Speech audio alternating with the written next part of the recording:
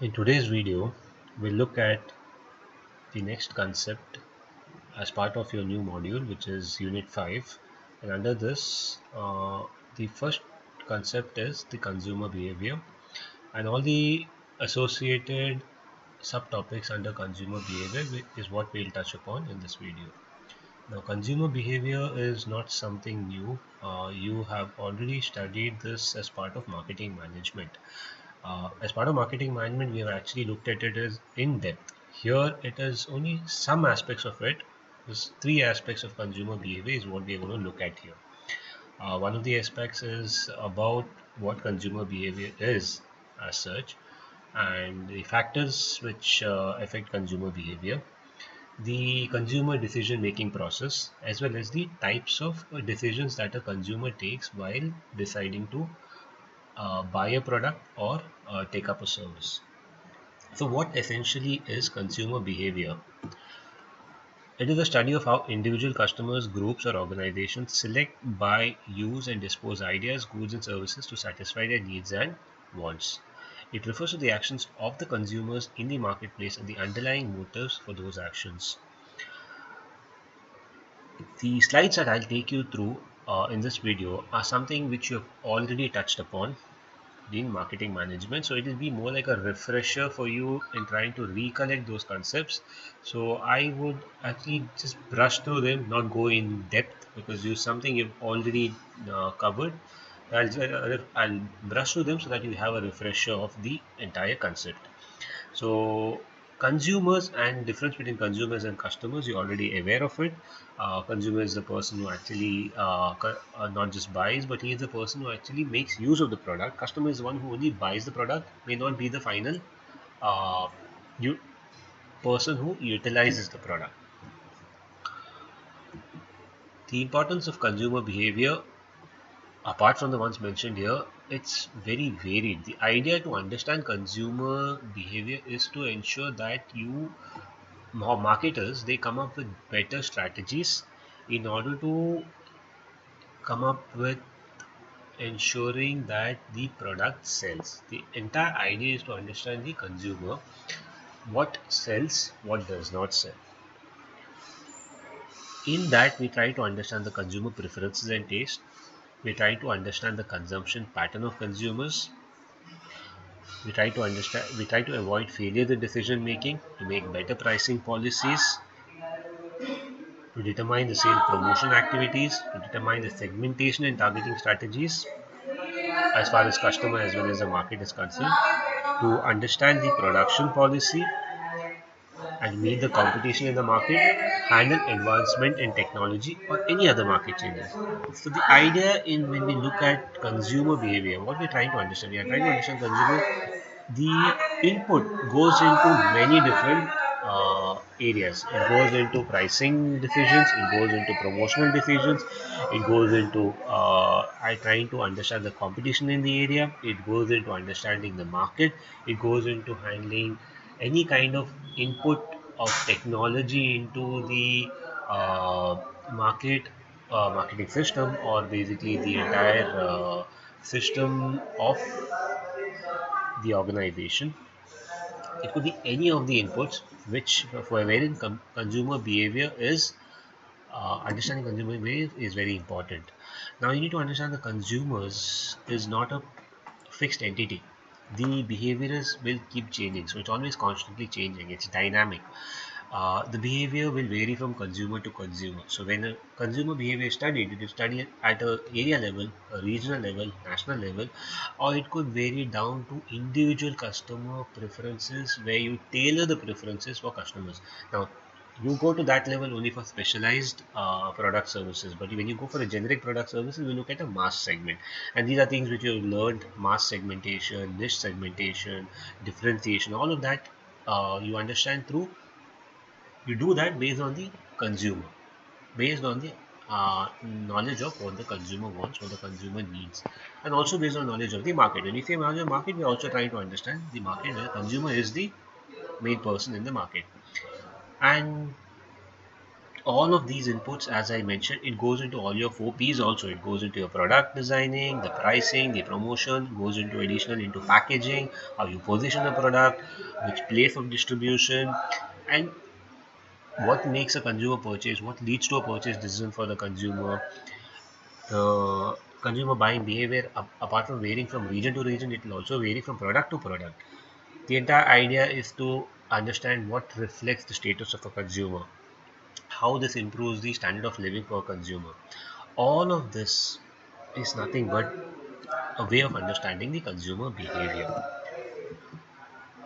We look at consumer decision making process. Now, this is something you've already known, but let's refresh. You need to identify what is the need of a consumer or the problem recognition. The consumer does this in the beginning. He goes through an information search. He gets all information about different products out there in the market based on the need that he has currently or the want he has currently. And he tries to evaluate all the alternatives in the market. Finally, he goes into deciding to purchase and he makes a purchase. Post purchase, he tries to evaluate it, he tries to provide feedback to it, whether it's good or not, and that basically determines how good your service or your product is. The satisfaction level of the consumers is nothing but your post purchase decision. Purchase is not where it ends. The final part is actually even more important in retaining a customer. The first step, problem need recognition. It could arise out of I'm not having something right now in my. I'm running out of milk. I'm running out of bread. I'm running eggs. I need to go and buy it. That's my problem right now. I'm dissatisfied with the service that is being provided right now. I'm dissatisfied with the product which I'm having right now. So I want to change it. I may have a new need or new want. New needs and wants keep changing as we move through the circle of life. As we start, if you're looking at work, as I progress through work, as I start earning more, my needs will be more. My wants will change. My lifestyle will change. Related product purchase. If I'm already buying a product, let's say I have a computer, I may need a hard disk now. I may need additional mouse. I may need something else add on to it. So these are related product purchases. Market induced recognition. Any of the marketing new campaign, something released in the market, or there's a good campaign, there's a good advertisement that basically pushes me to buy a product. So basically, a new need is created not from within me, but through an advertisement. A new product is launched into the market and want I may want to go and evaluate the product. I may want to go and purchase a product based on my need, or maybe a new need that has just been created based on the market induced recognition or a new product in the market. Once I have known what my need is, once I know what I want to purchase, I'll go and do an information search. And these days, information search, if you are really aware of what you want, it can come from memory. You're already aware. I mean, every consumer is intelligent, he knows a lot, either from internal search from memory, that is from what you know, or external search through multiple sources. You can ask your friends, relatives, co-workers. You can go and look at ads. You'll get in-store displays from public sources, press releases, consumer blogs, or newspapers, and other kinds of ads, billboards, different types of sources of ads, or from your own personal experience. Basically, personal experience in here is what you're talking about. The external is where you've already done some kind of testing. You use the product, it's like tried and tested. You know what is known. So the information search actually will narrow down. The internet is a vast variety of external source from where you can get all kinds of information. You have comparison sites. You will go to comparison sites. You will go to blogs. You will go to reviews. You will go to different platforms where you can get information. Information is a varied access. You can go anywhere and get the information you need for a product or service. Finally, you've got all the information. I know what I want to buy, but I have had a complete set of alternatives. So basically, during this stage, consumers will evaluate all of their products or brand options on a scale of attributes which have the ability to deliver the benefit that they are seeking. When I want to buy purchase a product, I'll look at multiple brands on a scale of attributes. What is the attribute? Am I looking at price? Is among my budget? If my budget is 5 lakhs, I want to buy a car. I look at all the brands which are there among 5 lakhs. If I have any other attribute that I want to decide, maybe speed, or maybe I'm looking at I'm a kind of a thrill-seeking person. I'm looking at speed, and I'm not looking at really budget or mileage. Then I look at those kinds of options. So among all the total set of options, I'll come up with something called as the evoked set. The evoked set is nothing but the number of alternatives that are considered by consumers during the problem solving process. From that evoke set is what I will finally choose. So there is probably 50 options in the market. I'll reduce down to 10 options. That is where my alternatives, I'll bring it down to an evoke set. From a total set of 50, I'll bring it down to 10. Now from that 10, I'm going to make a purchase decision in my next step. This step is what I'm going to make a decision. Which brand, which brand, from whom, whether I'm going to purchase it online, offline, may not be in the example that I gave for the car, but these days even car and bike is booked online. How many do I want to purchase? If it's a car example, one, of course. When to buy?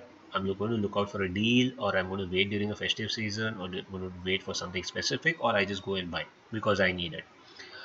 I mean, right now. How do I pay? What are the financing options? Do I go for a loan? Do I go for some other kind of a scheme?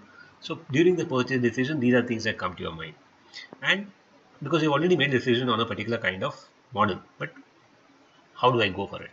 So these are kind of questions that approach. I mean, they come to a mind of a consumer. Post-purchase decision evaluation. He has made a purchase. What next? Am I satisfied with it or unsatisfied? So the other words we use is cognitive dissonance. The cognitive dissonance is nothing but whether I like it or not, whether I'm actually satisfied with it or not satisfied.